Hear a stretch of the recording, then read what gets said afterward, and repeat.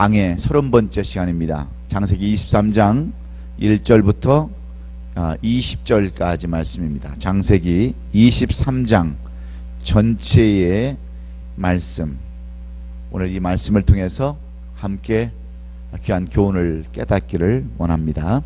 창세기 23장 1절부터 20절까지 말씀, 우리 함께 찾으셔서 같이 하나님의 말씀을 선포하도록 하겠습니다. 우리 1절부터 20절 말씀을 한 절씩 같이 천천히 전체적으로 같이 합독하도록 하겠습니다. 시작. 사라가 127세를 살았으니 이것이 곧 사라가 누린 횟수라. 사라가 가나안 땅 헤브론 곧 기럇 야르바에서 죽음에 아브라함이 들에 가서 사라를 위하여 슬퍼하며 애통하다가 그 시신 앞에서 일어나 나가서 헷족속에게 말하여 이르되 나는 당신들 중에 나그네요 거류하는 자이니 당신들 중에서 내게 매장할 소유주를 주어 내가 나의 죽은 자를 내 앞에서 내어다가 장사하게 하시오. 헷족속의 아브라함에게 대답하여 이르되 내 주여 들으소서. 당신은 우리 가운데 있는 하나님이 세우신 지도자이시니 우리 묘실 중에서 좋은 것을 택하여 당신의 죽은 자를 장사하소서. 우리 중에서 자기 묘실에 당신의 죽은 자 장사함을 금할 자가 없으리이다. 아브라함이 일어나 그 땅 주민 헷족속을 향하여 몸을 굽히고 그들에게 말하여 이르되 나로 나의 죽은 자를 내 앞에서 내어다가 장사하게 하는 이 일이 당신의 뜻일진데 내 말을 듣고 나를 위하여 소알의 아들 에불론에게 구하여 그가 그에게 반머리에 있는 그의 막벨라 굴을 내게 주도록 하되 충분한 대가를 받고 그 굴을 내게 주어 당신들 중에서 매장할 소유지가 되게 하기를 원하노라 하매 에브론이 헷족속 중에서 앉아있더니 그가 헷족속 곧 성문에 들어온 모든 자가 드는 데서 아브라함에게 대답하여 이르되 내 주여 그리 마시고 내 말을 들으소서. 내가 그 밭을 당신에게 드리고 그 속의 굴도 내가 당신에게 드르되 내가 내 동족 앞에서 당신에게 드리오니 당신의 죽은 자를 장사하소서. 아브라함이 이에 그 땅의 백성 앞에서 몸을 굽히고 그 땅의 백성이 듣는 데서 에브론에게 말하여 이르되 당신이 합당히 여기면 청하건대 내 말을 들으시오. 내가 그 값을 당신에게 주리니 당신은 내게서 받으시오. 내가 나의 죽은 자를 거기서 장사하겠노라. 에브론이 아브라함에게 대답하여 이르되 내 주여 내 말을 들으소서. 땅값은 은 400세겔이나 그것이 나와 당신 사이에 무슨 문제가 되리까? 당신의 죽은 자를 장사하소서. 아브라함이 에브론의 말을 따라 에브론이 옛 헷족속이 듣는 데서 말한 대로 상인이 통용하는 은 400세겔을 달아 에브론에게 주었더니 마므레 앞 막벨라에 있는 에브론의 밭 곧 그 밭과 거기에 속한 굴과 그 밭과 그 주위에 둘린 모든 나무가 성문에 들어온 모든 헷족속이 보는 데서 아브라함의 소유가 확정된지라. 그 후에 아브라함이 그 안에 사라를 가나안 땅 마므레 앞 막벨라 밭 굴에 장사하였더라. 마므레는 곧 헤브론이라. 이와 같이 그 밭과 거기에 속한 굴이 헷족속으로부터 아브라함이 매장할 소유지로 확정되었더라. 아멘. 아멘. 오늘은 우리가 창세기 강의 오늘은 30번째입니다. 30번째 시간 창세기 23장 1절부터 20절까지 말씀을 통해서 사라의 죽음, 오늘은 우리가 사라의 죽음을 통해서 이 말씀이 주시는 그 내용을 우리가 함께 공부하고 이 사라의 죽음이 우리에게 어떠한 그 교훈을 주는가, 이 사라가 죽은 교훈에 대해서 말씀을 나누기 원합니다.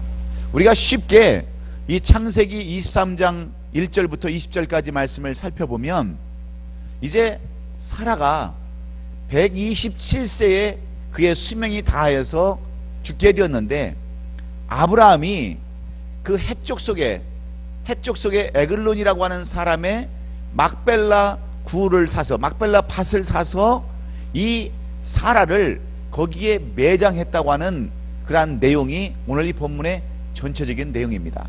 그래서 이 사라가 죽어서 그 사라를 그 헤브론 땅에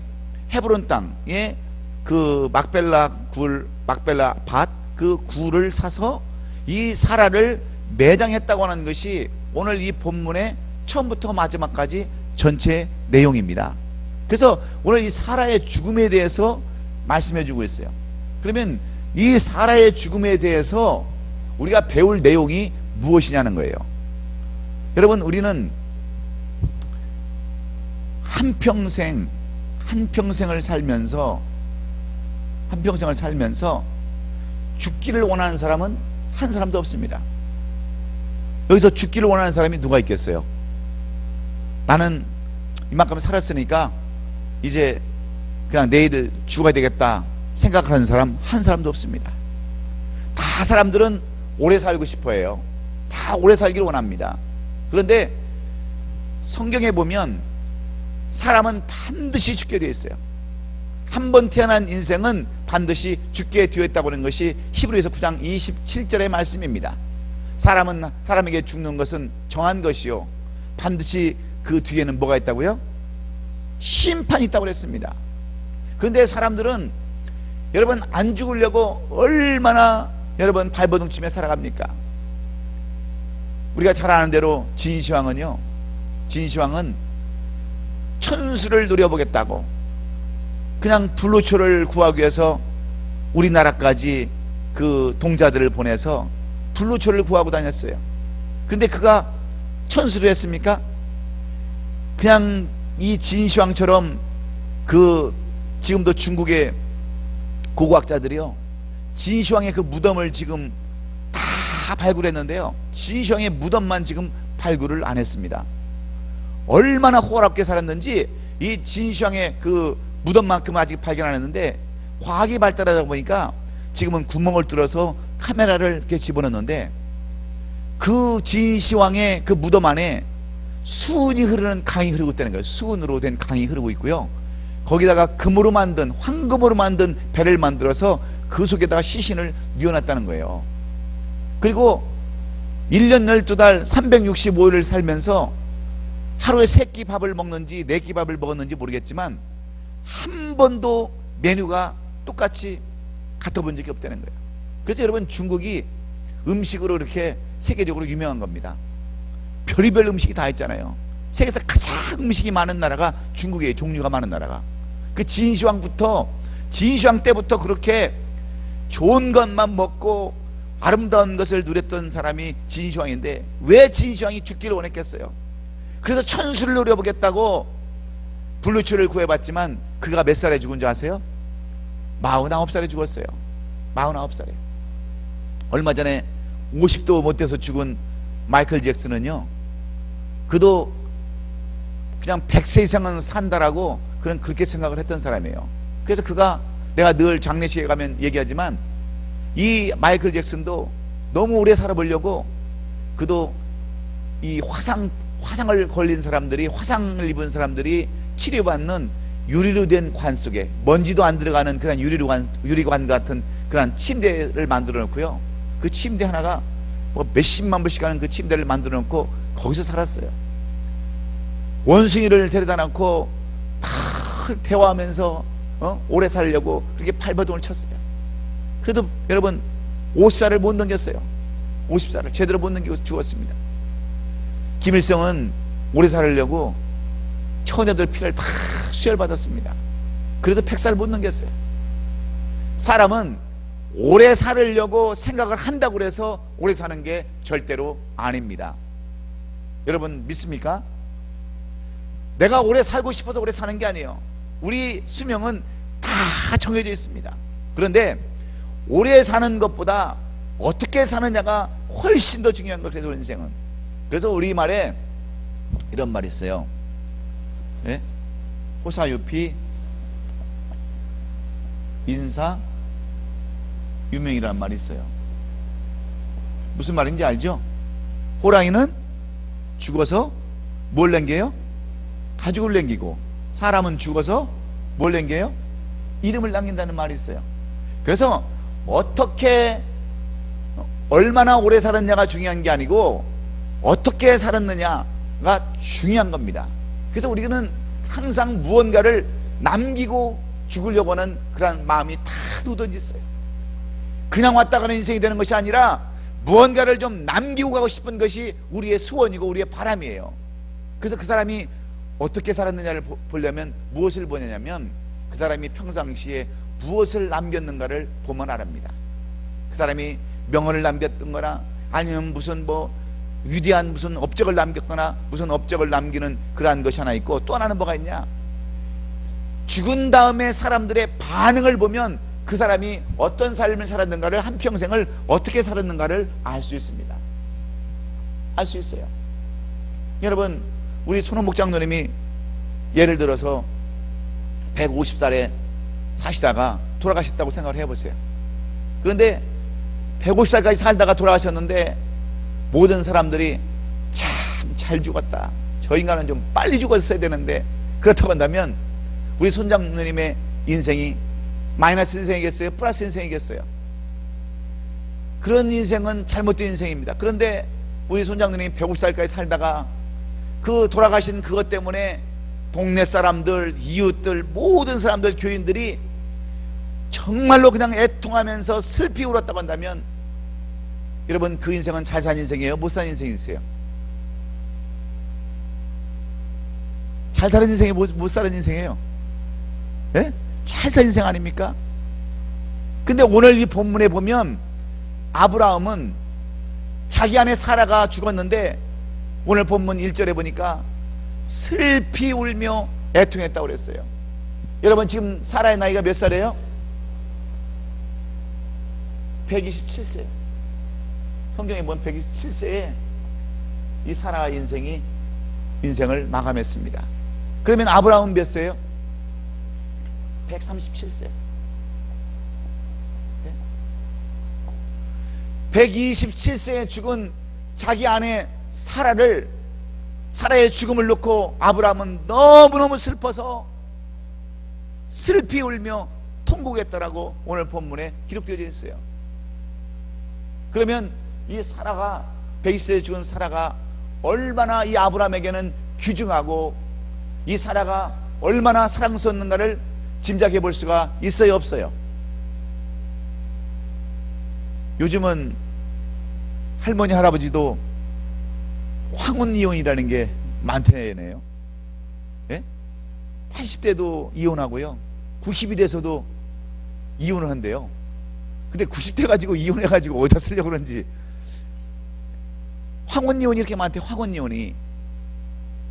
그런데 아내가 죽어서 아유, 왜 좀 빨리 죽지, 그냥 자기 인생 다 채우고 127세까지 살다 가느냐 하고 땅을 치면서 통곡한 것이 아니라 안타까워하는 그러한 사람이라면, 여러분, 이 사라의 죽음은 잘못된 죽음이지만 아브라함은 이 127세에 죽은 이 사라의 죽음을 어떻게 받아들였냐면 너무나 가슴 아프고 너무나 슬피 받았다고 하는 것을 보면 이 사라는 아브라함에게 사랑을 받은 여자이겠어요, 아니겠어요?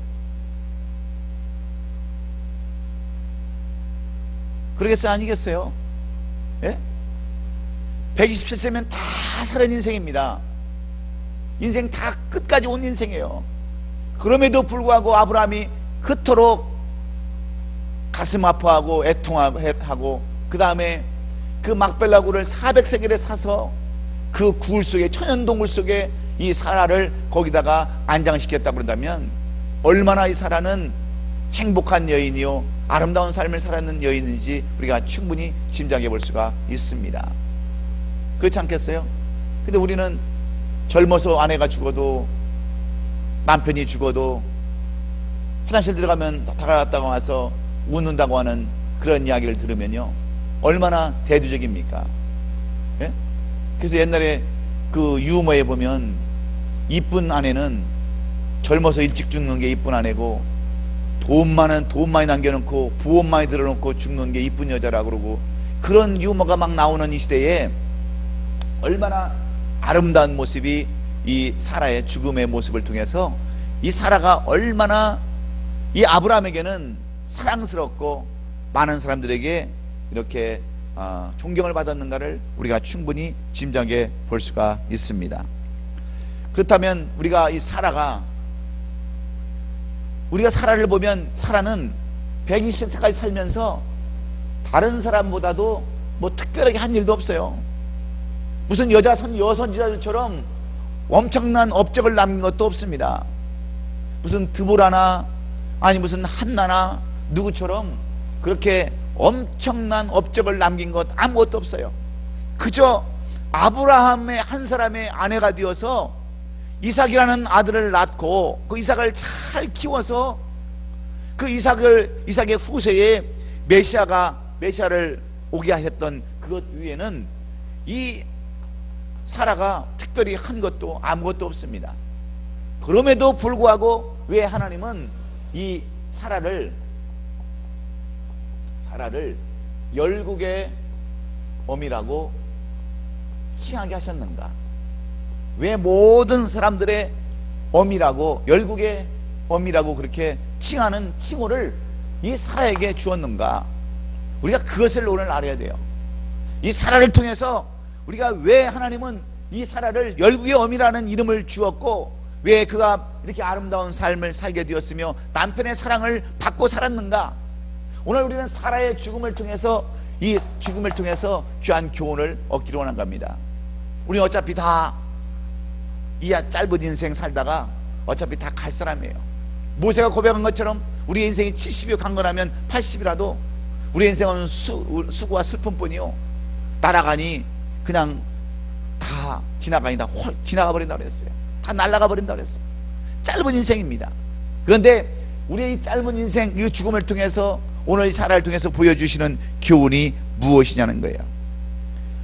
오늘 우리는 그 남편 되는 아브라함을 통해서 그녀의 인생을 살펴보면서 그녀가 어떤 삶을 살았길래 남편으로부터는 그렇게 사랑을 받고 하나님으로부터는 열국의 어미라고 하는 그러한 이름을 듣게 되었는가를 우리가 알 수 있습니다. 우리가 2절에 보면 사라가 가나안 땅 헤브론 곧 기럇야리바에서 죽음에 아브라함이 들어가서 사라를 위하여 슬퍼하며 애통했다라고 오늘 본문 2절에 기록되어 있지 않습니까? 그렇게 기록되어 있죠. 그런데 왜 아브라함이 그렇게 아내를 위해서 슬퍼했는가? 그리고 이 사라는 왜 그렇게 하나님부터 열국의 어미라고 하는 그러한 이름을 들었는가? 오늘 첫째로 오늘 본문을 보면은 이 사라는 어머니로서 최선을 다하는 삶을 살았어요.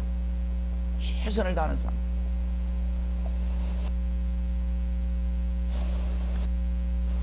어미로서 이 사라가 무슨 손자도 아니었고 그냥 아브라함의 아내였습니다. 그런데 그 어미로서의 주어진 일을 최선을 다해서 했다는 거예요. 보람있고 의미 있는 삶을 살았다고 하는 데에 큰 의미가 있습니다. 자기의 주어진 일에 대해서, 맡은 일에 대해서 최선을 다했다고 하는 거예요. 얼마나 큰일 했느냐, 얼마나 많이 했느냐가 중요한 것이 아니라 얼마나 하나님께서 원하시는 생애를 살았느냐, 그것이 너무나도 중요하다고 하는 그러한 말입니다. 우리가 잘 아는 예수님의 어머니 마리아도요, 성령의 인도하심으로 말미암아 예수 그리스도를 잉태하시고 해산하면서 키우시고 예수님께서 십자가에 못 박혀 돌아가실 때까지 돌보면서 뒷바라지 하는 일, 그런 일을 했습니다. 특별히 어떤 두각을 나타내는 일도 마리아에게는 없었습니다.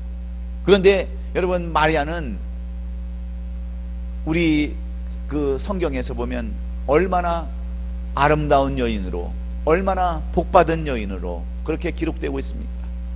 그래서 천주교에서는 여러분 마리아를 신처럼 그렇게 섬기고 있잖아요. 신처럼. 천주교에서는 그만큼 마리아가 그렇게 많은 사람에게 동경을 받고 마지막까지 그렇게 위대한 이름으로 성경에 그렇게 큰 이름으로 쓸 수 있었던 것은 무엇입니까? 어미로서 이 마리아는 최선을 다했을 뿐이에요. 자기의 맡겨준 일, 그냥 성령으로 잉태해서 난 아들을 키우고 십자가에서 못 박혀 돌아가셔서 예수님께서 그 사명을 감당하시기까지 그 일을 하신 것 위에는 여러분 마리아가 뭐 특별히 두각을 나타낸 것도 아무것도 없습니다. 여러분, 우리 삶 가운데 가장 의미 있는 삶은 하나님의 섭리와 계획을 따라 사는 것임을 믿는 저와 여러분 되시기를 주의 이름으로 축원합니다. 예수님은 하나님이셨지만 인간의 몸을 입으시고 세상에 오셔서 한 일은 단 한 가지였어요. 한 가지 이유를 위해서 오셨어요. 물론 예수님께서 오셔서 뭐 병원도 세우지 않았습니다. 학교도 세우지 않았습니다. 많은 병자들을 고치시고 큰 일들을 하셨지만 예수님께서 이 땅에 오신 단 한 가지 목적은 우리 죄인들의 죄를 다 짊어지시고 대속하시며 십자가에 달려 돌아가시는 것, 그것 단 한 가지였어요. 이것을 위해서 예수님은 마지막까지 3년 반 동안 공생애를 사시면서 최선을 다하셨던 것을 우리는 기억해야 됩니다. 왜 그랬습니까? 그것이 곧 하나님께서 원하시는 생애였기 때문에 그래요. 우리가 스테반을 잘 알지 않습니까? 스테반은 정결하고 아름다운 사람이었습니다. 사랑과 모든 사람 앞에 존경을 받았던 사람이 스테반이었어요. 그러나 그 생애의 목적은 단 한 가지, 뭐였습니까? 예수 그리스도의 복음을 위해서 순교에 뿌리는 것, 순교의 피를 뿌리는 것이 그가 할 일이었어요. 그래서 그는 여러분 날아오는 돌들을 피하지 아니하고 그 돌들을 맞아가면서도 하늘을 향해서 하나님 앞에 기도하면서 저들의 죄를 용서해 달라고 하면서 그 얼굴이 해처럼 빛났다라고 성경은 말하고 있지 않습니까? 왜 그래요? 그의 인생 목적이 바로 순교에 있었기 때문에 그 복음을 전하다가 그 많은 사람들에게 돌을 맞고 죽으면서까지도 복음을 전하는 그 사명을 최선을 다해서 감당한 줄로 믿습니다. 우리가 또 바울을 보세요. 바울, 그는 우리가 아는 대로 신약성경에 거의 뭐 3분의 1을 썼다고 해도 과언이 아닐 정도로 13권, 신약성경에 13권을 썼던 위대한 사도가 아닙니까? 그는 가말리엘 문화생에서 엄한 율법을 배운 루바 시민권자였습니다. 학식도 많았고 자라는 배경도 좋았고 돈도 많았고 모든 것들이 다 좋았습니다. 그러나 그는 항상 죄수로서 감옥에서 인생을 보냈고 또 결혼도 하지 않았습니다. 자기 민족인 유대인을 위해서가 아니라 이방인들을 위해서 자기 삶에 대해서 복음을 전하는 일에 최선을 다한 것을 우리가 보지 않습니까? 그래서 사도 바울이 그토록 위대한 사람, 사도 바울이 그토록 쓰임받는 사람이 된 줄로 믿습니다. 그러나 이러한 바울을 두고 실패한 인생이라고 하는 사람들 한 사람도 없습니다. 오히려 가치 있고 의미 있는 삶을 살았다고 오늘날 이 사도 바울을 평가하고 있지 않습니까? 왜냐하면 그는 하나님께 원하시는 인생이 무엇인가를 잘 알았기 때문에 그래요. 그 한 목적을 위해서 다른 모든 것을 포기하면서 살았기 때문에, 결국은 최선을 다하는 삶을 살았기 때문에 그가 이렇게 위대한 사람으로 쓰임받은 줄로 믿습니다. 사랑하는 성도 여러분, 그러면 여러분의 삶은 무엇에 의미를 두고 사십니까? 여러분은 어디다 목적을 두고 사세요? 그저 하루하루 먹고 살다가 때 되면 부르시면 가는 것이 여러분의 삶의 목적이십니까? 여러분의 삶의 목적은 무엇을 위해서 지금 사시는 겁니까? 여러분이 무슨 일을 하든지 간에 어떤 일을 하든지 간에 그것은 다 하나님께서 뜻이 계셔서 그 일을 맡겨준 줄로 믿으시 바랍니다. 그럼 우리가 무엇을 해야 되냐? 우리는 그 주어진 일에 최선을 다하는 거예요. 최선을. 여러분이 직장을 가졌으면 직장에 최선을 다하고요, 또 여러분 사업을 맡겼으면 사업에 최선을 다하고요, 여러분이 사역을 맡겼으면 사역에 최선을 다하는 것이 가장 하나님이 원하시고 또 우리에게 바라시는 그러한 것인 줄로 믿으시면 아멘 합시다. 그래서 우리가 하나님이 원하는 사람, 이 사라의 죽음을 통해서 사라가 왜 그토록 사랑을 받았는가? 죽어서까지도 남편에게 사랑을 받았던 이 여인은 어미로서의 최선을 다하는 삶을 살았음을 우리에게 말씀해 주고 있는 것입니다. 그래서 여러분이 이 사라의 죽음을 통해서 구원받아야 되는 것은 우리가 남자든지 여자든지 이 주어진 일에, 맡겨진 일에 최선을 다해야 된다는 거예요. 최선을. 믿습니까? 근데 어떤 사람들은 자기의 맡은 일에 최선을 다하지 않습니다. 항상 원망합니다. 나에게 왜 그런 일을 주었는지, 왜 내가 그런 정말 허드렛 일을 해야 되는지, 왜 이렇게 어려운 삶을 살아야 되는지 늘 불평하고 원망하는 것이 아니라 주어진 일에, 맡겨진 일에 최선을 다하면 그것이 바로 남편에게 사랑을 받고 이웃에게 사랑을 받고 하나님의 사랑을 받는 길인 줄로 믿으시고, 여러분 주어진 일에 최선을 다하는 저와 여러분 되시기를 주의 이름으로 축원합니다. 두 번째로, 왜 이 사라가 아브라함으로부터 이렇게 사랑을 받고 하나님으로부터 열국의 어미라고 하는 그런 칭호를 듣게 되었는가? 두 번째는 뭐냐면, 오늘 이 본문을 통해서 두 번째는, 이 사라는 자신을 가꿀 줄 아는 사람이에요. 자신을 가꿀 줄 아는 사람.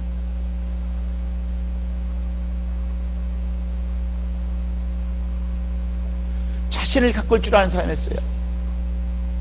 자기의 내면을 가꿀 줄 아는 사람이었다는 그런 말입니다. 아브라함이 하나님의 명령에 따라서 75세에 갈대우를 떠나서 가나안 땅에 이렇게 가나안 땅 세겜의 모래상수리나 해서 이랬을 때에, 그 땅에 기근이 심하였을 때에 이 아브라함이 어떻게 합니까? 애굽으로 내려가잖아요. 그때 아내 사라의 나이가 몇 세냐면 65세였어요. 65세.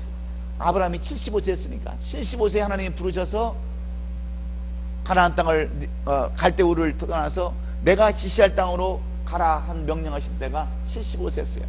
그래서 이 아브라함이 75세에 그 하란 땅을 떠나왔을 때가 이 사라에게는 65세였어요. 그런데 너무 흉년이 들다 보니, 그 땅이 흉년이 들다 보니까 이 애굽으로 내려가지 않습니까? 근데 얼마나 이 사라가 65세인데도 아리따웠는지 예뻤는지, 그 애굽 왕 바로 왕이 왕비로 삼을 만큼 어여쁜 여자였어요. 어여쁜 여자. 65세에 그렇게 예뻤다고 하는 이야기는 무슨 얘기겠어요? 결국은 이 여인은 자신을 잘 가꿨다는 얘기예요. 자신을. 우리는요 70 먹어도요 우리 권사님처럼 처녀처럼 보이는 분들도 있는가 하면 60 먹어도요 100살처럼 보이는 분도 있어요. 제가 며칠 전에 은혜교회에 이제 있을 때 어떤 알던 그 권사님이 있으셨어요. 그래서 전화를 항상 해가지고 그냥 어려운 얘기를 하고 그 얘기를 많이 들어줬더니 또 신방을 좀 오라고 그래서 또 신방을 갔어요. 근데 나이는 한 65세인데요 얼굴은 100세시더라고. 그냥 머리는 아마 간질 걸렸다가 일어난 여자처럼, 그 심하게 얘기하면 약간 좀 이렇게 돼가지고 일어났던 것처럼 머리가 그냥 완전히 그냥 머리도 빗지도 않았더라고. 머리는 하얘가지고. 그래서 내가 몇 살이냐고 물어보려다가 말았어요. 근데 내가 보기에도 한 65세 밖에는 안 될 그런 권사님인데 가꾸질 않았더라. 가꾸질 않았어. 근데 사라는 65세인데 얼마나 잘 가꿨던지 40세로도 안 보였나 봐요. 그래서 애굽 왕 바로가 왕비로 삼겠다고 데려간 여인이 사라였어요. 사라. 그렇다면 얼마나 자기 얼굴을 잘 가꿨겠냐 하는 얘기예요. 여러분, 우리말에 여자와 집은 가꿀수록 예뻐진다는 말이 있어요. 집도요 아무리 좋은 집이라도 앉혀놓고 살아보세요. 가꾸지 않고 살아보세요. 1년 2년 가면 다 망가지고요 다 떨어지고 완전히 폐허가 돼버립니다. 집도 가꾸고 살아야 돼. 여자도 마찬가지예요. 여자도요 늘 가꾸고 살아야 돼. 가꾸고 살아야 돼. 근데 여자들은 왜 아멘을 안 하는지 모르겠어. 가꾸고 살아야 돼. 여자는 믿습니까? 아침에 늦게 일어나가지고 그냥 일어나자마자 그냥 눈곱이 잔뜩 붙어가지고 그냥 입에는 저녁 때 흘린 그 거품이 그냥 거품째 그대로 있고, 아침에 그냥 뜬 눈 이렇게 남편 쳐다보면 남편이 그 여인을 보고 무엇 생각이 나겠어요? 근데 여자는 따라서 한번 합시다. 갖고 와야 된다. 남편들이 더 아멘을 더 잘하는 것 같으네. 예? 어떻게 해요? 자느라고 쳐서도 안 봐요? 그러면 안 된다니까. 애굽의 바로왕이 왕비를 삼을 만큼 어여쁜 여자였는데 그 후 25년이 지나서 사라가 이삭을 낳기 전에 90세가 되었을 때는요, 그너랑 아비멜렉이 이 사라의 아름다움을 보고 자기 아내로 삼으라고 또 한 것을 볼 수 있어요. 두 번이나 25년이 지난 90세에 이삭을 낳고도 이 사라가 얼마나 예뻤던지 이제는 그러랑 아비멜렉까지도 이 사라를 넘볼 정도로 그렇게 아름다운 여인. 그러니까 65세 때나 90세 때나 애를 낳은 후에도 그 모습이 똑같았다는 것을 우리가 짐작해 볼 수 있어요. 그래서 여자는 뭐냐면 갖고 해야 되는 거야. 갖고 해야 되는 거야. 말하면 말 잘 안 들어요. 갖고 해야 된다고 그러는데. 그래서 사라는 여자로서, 아내로서, 어머니로서 아름다운 모습을 지으려고 애썼음을 우리가 충분히 짐작해 볼 수 있습니다.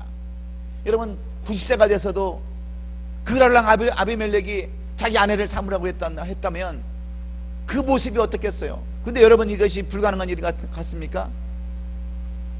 그 엘리자베스 테일러인가요? 예?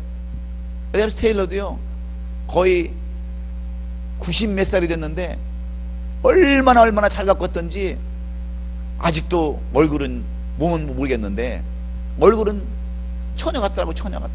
그냥 주사로 뭐 성형수술을 하면서 했는지는 모르겠지만 좌우지간 그렇게 하니까 아직까지도 그냥 파티에 가면 사람들이 존경하고 우러러보고. 물론 그것이 중요한 것은 아닙니다. 우리는 외적인 것보다도 내적인 아름다움이 더 아름다운 줄로 믿어요. 그렇지 않습니까?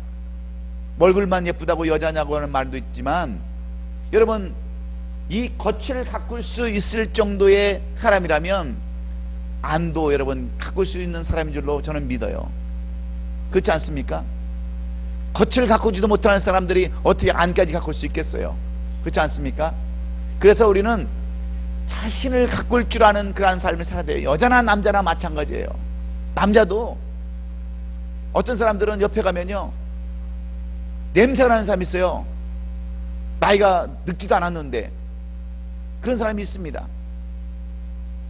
그리고 그냥 옷도 여러분 옷을 꼭 좋은 거 입어야 여러분 사람이 큐티가 납니까? 오래된 옷이라도 깨끗하게 정결하게 반듯하게 입으면 그 사람의 모습이 달라 보이는 거예요. 그렇지 않습니까? 갖고 되는 거예요. 남자도 마찬가지고 여자도 마찬가지예요. 그냥 부시시 해가지고 그런 모습으로 피쳐 살면요 사람들의 존경을 못 받습니다. 여러분 왜 배우들이나 그런 사람들이 자꾸 몸을 가꾸는 줄 아세요? 어떤 사람들은 뭐 식스팩도 만들고요 그냥 안 먹고. 왜 그래요? 겉모습을 여러분 잘 가꾸면 속모습도 자신감이 생기고 근기가 생기기 때문에 그래요. 근데 여러분 그냥 막 200파운드씩 250파운드씩 나가면서 나가는 사람들 보세요. 어떤 삶을 사는지 한번 보시란 말이에요. 삶을 그것 하나 못 가꾸면서 여러분 신앙은 어떻게 가꾸겠어요? 신앙의 믿음은 어떻게 가꾸겠어요? 근데 오늘 보면 사라는 그 자신을 가꾸고 외면을 가꿨던 여인인 것을 잘 알 수가 있습니다. 우리가 창세기 24장에 가보면 그의 아들 이삭이 사라가 죽자 마음이 아파서 유리를 얻지 못한 자 결국 그의 결혼식을 서두르는 우리가 아브라함을 볼 수 있습니다. 어머니가 맨날 찬소리나 하고요 못살게 굴고 그냥 힘들게 했으면 여러분 그 아들 이삭이 어머니가 돌아가신 뒤에 그의 나이도 꽤 됐을 텐데 127세니까 90세에 낳았으면 이삭이 나이가 몇 살이에요? 예? 사라가 90살에 낳았는데 127세에 죽었어요. 그러면 지금 이삭의 나이가 몇 살이에요? 예? 이거 우리는 항상 돈으로 계산을 해야 돼. 몇 살이요? 37살. 37살에 아직도 이삭이 장가를 안 갔는데 37살에 돼가지고 어머니가 돌아가시니까 그 너무나도 그 어머니의 사랑이 너무나도 그립고 어머니의 그 자리가 너무나도 커서 공허하고 외로워서 견딜 수가 없어가지고 아브라함이 이스라엘에 가보면 이삭의 짝을 구하는 내용을 우리가 가서 볼 수 있다니까요. 그러면 이 사라는 자신을 잘 가꿀 줄 알지만 어미로서의 그 삶을 얼마나 잘 살았는가도 충분히 우리가 짐작해 볼 수 있어요. 이 창세기 이 3장을 통해서. 그런데 요즘 우리 아내들은 어떻습니까? 아내로서, 어머니로서, 그리고 한 남편으로서, 여자로서 여러분의 내면과 여러분 외모를 가꾸고 사는지를 한번 살펴보세요.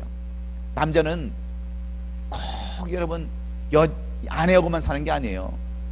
남자는 아내하고만 사는 게 아니라 때로는 여자하고도 사는 것을 분명히 알아야 돼요. 그렇다고 여자만 맨날 가꾸고 남자는 홈레스처럼 거지처럼 하면 되겠습니까? 똑같이 이렇게 해야죠. 이것은 꼭 굳이 남편과 여자를 구분하는 게 아닙니다. 남편도 잘 가꿔야 되고요, 내면도 가꿔야 되고 외면도 가꿔야 되고 여자도 마찬가지예요. 그래야 제대로 된 가정이 될 수 있다고 하는 얘기예요. 믿습니까? 저는 여자들을 보고 무슨 화장을 하라는 그런 얘기는 아닙니다. 순수 미인도 많이 있어요. 화장 안 해도 이쁜 사람들이 있어요. 깨끗하게 하고 정결하게 하면 여러분 이쁜 거예요. 굳이 뭐 그냥 변장하고 포장하고 그런 얘기라는 그런 얘기가 아니라 여러분 항상 자신을 가꿀 줄 아는 마음, 믿음으로 가꾸고요, 신앙으로 가꾸고 내면으로 외면으로 가꿀 줄 아는 그런 사람들이 여러분 진정한 여러분 쓰임받는 사람이요, 무언가를 남길 수 있는 사람이라는 것을 분명히 여러분 기억하시기를 주의 이름으로 축원합니다. 그런데 여자의 모습은 늘 참 보면은 내가 누구라고는 얘기 안 하지만 정말 실망할 때가 많이 있어요. 저도 많이 있는데 아직 여러분들은 그 부족하면 부족할수록 잘 이렇게 주고요, 하여튼 잘 가꿀 수 있도록 또 해줘야지. 그래 너는 너 나는 나라고 이렇게 살면은요 가꾸지도 않습니다. 항상 사랑을 먹을 수 있게끔 해주는 것이 우리 남편과 아내의 그러한 사랑의 관계인 줄로 믿습니다. 그리고 세 번째는 뭐냐면, 세 번째는 마지막으로 이 사라의 희생과 헌신입니다. 희생과 헌신. 이 사라의 희생과 헌신 때문에 이 아브라함은 이 사라를 잊을 수가 없었던 거예요. 잊을 수가 없었어요. 그래서 오늘 2절에 보면 그 아내의 죽음을 놓고 너무나도 슬퍼하며 애통하는 그 아브라함을 우리가 볼 수 있습니다. 뿐만 아니라 이 사라를 갖다가 하늘에다 매장한 게 아닙니다. 막벨라 굴을 400세갈이나 사가지고요, 그 굴에다가 매장한 것을 볼 수 있어요. 여러분 묘를, 여러분 저는 이제 권사님들이 많았기 때문에 제가 그 장례식을 많이 치러봤잖아요. 그래서 그 가주장의사 그 목사님하고도 이렇게 자주 친분도 갖고, 여기 뭐 장의사 그 전사님하고도 제가 여러 번 이렇게 만나기도 하고 그랬는데, 어느 날 제가 한번 장의사를 오라고 그래서 한번 갔어요. 그 목사님은 제가 이 노력 지역에서 목회를 하니까 노인들이 많으니까 매일 죽으면, 돌아가시면 자기 그 장례식장을 써줄까봐 나보고 한번 견학을 하라고 그래서 그 장례식장을 한번 견학을 했어요. 그랬더니 거기서는 사람이 돌아가시면 뭐 이렇게 피도 뽑고요, 그래서 이렇게 다 화장도 시키고 다 그러는데, 어느 날 이렇게 방을 하나 소개시켜 주더라고요. 그래서 가봤더니 뭐 이렇게 의자에다가 사람들 앉혀놨는데 거기다 다 뭘 씌워놨더라고요. 그게 들춰보니까 돌아가신 분들이 거기 다 앉아 계시더라고. 얼마나 깜짝 놀랐는지 몰라요. 약간 냉동실 같은데 다 앉혀놓고 천으로 씌워놓으셨더라고. 그거 이제 다 뉘어서 이제 나중에 화장도 하고 그러는데, 그분 얘기가 그러더라고요. 이 묘도 700불짜리부터 예? 5,000불, 10,000불짜리까지 있어요. 묘도. 근데 이 7,700불짜리는 어떤 묘냐면 누워있는 묘가 아니라 세워놓는 거예요. 세워놓는 거야. 관을 이렇게 일자로 그냥 세워놓는 거예요. 관을. 그래서 그런 데도 있어요. 그러니까 이렇게 보면 조그만씩 되어 있는 거는 이 관을 세워놓는 거예요. 그러니까 평생 그런 분들은 다 없어질 때까지 서 있는 거야. 죽을 때까지. 다 뼈가 없어질 때까지. 그거 얼마나 그것도 가만히 생각해 보면 괴로운 일이겠어요. 여러분들 그래서 남편을 잘 만나야지, 잘못 만나면 세워서 평생을 서 있어야 돼. 그리고 좀 비싼 것은 누워 있는 거예요. 누워 있는 거. 관도요. 이 관도 내가 가서 보니까 300불짜리부터요 10,000불까지 있어요. 300불짜리는 종이로 된 겁니다. 종이. 관을 종이로 만들었어요. 네? 그래서 이런 거는 화장할 때 그냥 같이 놓고 태워버리는 거예요. 근데 이렇게 좋은 남편을 만나고 또 좋은 사람을 만나면요 10,000불짜리 오동나무 관 속에 들어가서 썩지 않는 나무 관 속에 들어가서 마지막도 아름답게 보내는 거예요. 근데 이 아브라함이 얼마나 사란을 사랑했던지 막벨라고를 그 아름다운 제일 좋은 장지를 고르다 골라가지고 그것을 내가 우리 아내가 죽었는데 그것을 좀 달라고 그랬더니 그 해쪽 속에 있는 사람들이 그럼 당신이 얼마인지 쓰십시오. 아브라함이 얼마나 이 아내가 열국의 어미로서 존경을 받고 그랬으면 그럼 당연히 쓰십시오 그랬는데 아브라함이 아닙니다. 내가 그 값을 계산해서 치겠습니다 가지고 400세겔을 다뤄주고 그 밭을 샀다고 그랬어요. 그것이 오늘날 헤브론에 있다고 그랬어요. 여러분 이것은 무엇을 의미하는 줄 아십니까? 만약에 그때 아브라함이요 이 밭을 사지 아니하고 그냥 주는 대로 했다고 한다면 나중에 그 사람들이 누가 당신한테 그 밭을 그냥 매장만 하라고 했지 당신의 소유로 삼으라고 했더냐 하면서 그것을 달라고 했다고 한다면 여러분 그 땅은 그 가나안 땅에 있는 그 장지는 여러분 요셉이 거기에 묻힐 수도 없고 이삭이 거기에 묻힐 수도 없고 야곱이 거기에 묻힐 수도 없는 거예요. 그 코스게 그 막벨라고는 오늘날 가나안 땅에 있는 이스라엘 백성들이 350년 동안 애굽 생활을 하다가 다 결국 그곳에 다 와서 묻히는 장소가 된 것을 우리가 볼 수 있습니다. 여러분 왜 그렇겠어요? 왜 그랬습니까? 이 사라는요 그 가정 속에서 희생과 헌신을 아끼지 않았습니다. 여러분 아브라함과 사라가 애를 못 갖자 이 사라가 누구를 첩으로 줬어요? 예? 예? 하갈을 아브라함의 첩으로 주어서 누구를 낳았어요? 이스마엘을 낳았어요. 이스마엘. 그러니 얼마나 집이 복잡했겠어요. 예? 첩과 본마누라가 같이 애들과 살면서 성경에 나오잖아요. 지난 시간 공부했을 때 보면 얼마나 다툼이 많았어요. 이스마엘은 끊임없이 이삭을 괴롭히죠. 집안이 난장판. 그리고 여러분 이 아브라함이 하갈을 취해서 밤마다 들어갔을 때 여러분 이 사라의 마음이 어떤 마음이겠어요?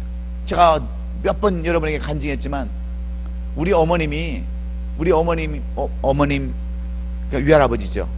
위할아버지가 그 위할머니가 딸만 가섯을 나니까 그리고 더 이상 애를 못 낳으니까 첩을 들여가지고 그 위할머니가 첩을 하나 데려다가 꼭 사라처럼 이 하갈을 데려다가요 그 집을 하나 지어주고 거기다가 이렇게 애를 후손을 낳아야 되니까 옛날엔 그렇지 않습니까? 후손을 낳아야 되니까 그래가지고 그 첩을 저쪽 위쪽 동네에다가 해서 그 집을 만들어주고 가면은 거기 가서 잠을 자고요 꼭 아침에 와서 집에 와서 밥을 먹는다고 그래요. 그런데 우리 어머니가 시집가기 전에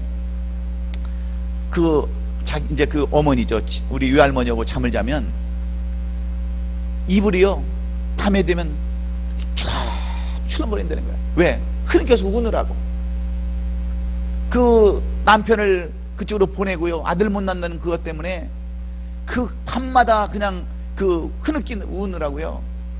그 막 이불이 출렁출렁거리고요. 아침에 일어나 보면 베개가 촉촉하게 터졌다는 거예요. 그래서 우리 어머니가 나는 죽어도 시집가면 죽어도 애만 낳는다고 그래가지고 7이나 낳았잖아요. 7. 우리는 7이나 낳았어요. 7이나. 그럼 얼마나 힘들겠어요. 얼마나. 그럼에도 불구하고 씨를 얻기 위해서요, 이 사라는 희생과 헌신을 아끼지 않았습니다. 헌신을 아끼지 않았어요. 남편에 대한 헌신, 아들에 대한 헌신, 그 헌신을 아끼지 않아서 결국은요, 아브라함이 잊을 수 없는 여인이 된 거예요. 잊을 수 없는 여인. 이 남편에게 사랑을 빼앗기지 않는 여인이 된 것을 우리는 기억해야 될 줄로 믿습니다.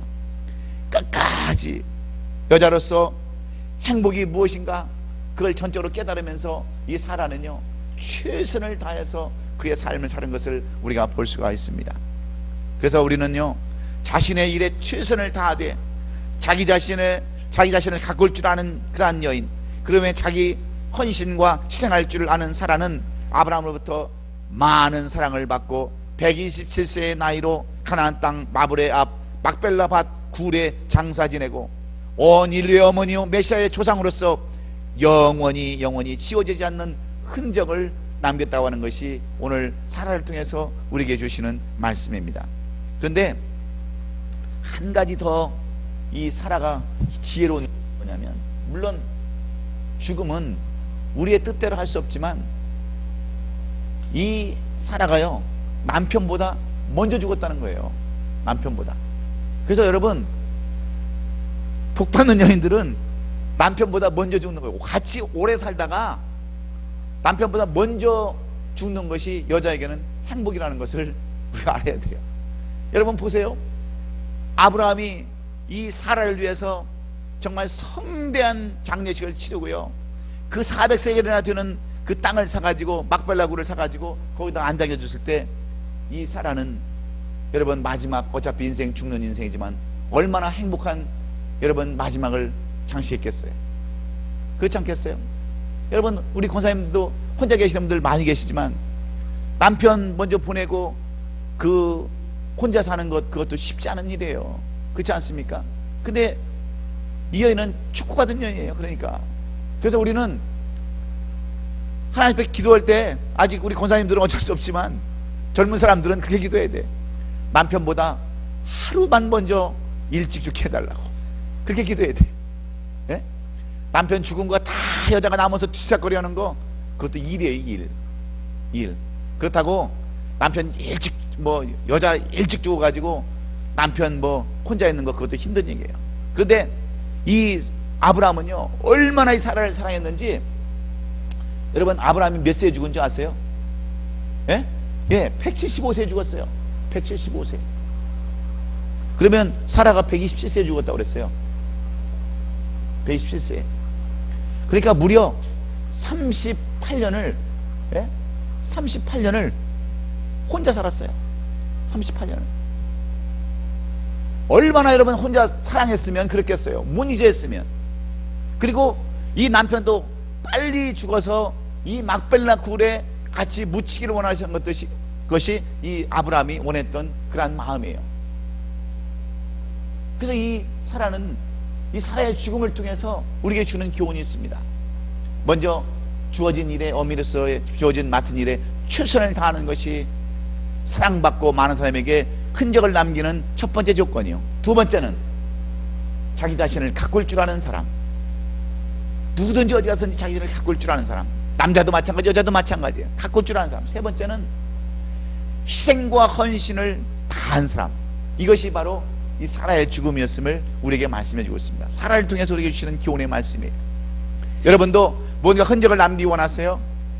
뭔가 좀 다른 사람에게, 남편에게, 이웃 사람들에게 존경받기를 원하세요? 모든 사람들이 내 밭을 써라, 내 땅을 써라, 서로 그런 사람들이 되기를 원하십니까? 이런 삶을 사셔서 여러분의 생애도 열국의 엄이라고 하는 아름다운 이름, 여러분도 뭔가 흔적을 남길 수 있는 저와 여러분 되시기를 예수님의 이름으로 축원합니다. 오늘 저는 이 말씀을 통해서 이제 말씀을 정리하고 오늘 우리 한번 결단하는 시간을 갖기를 원합니다. 우리 인생 짧은 인생이에요. 잠시 왔다 가는 인생입니다.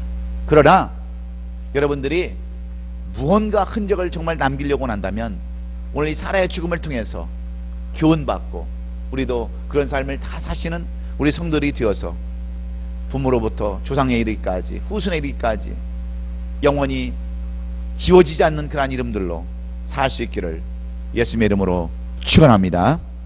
기도하겠습니다.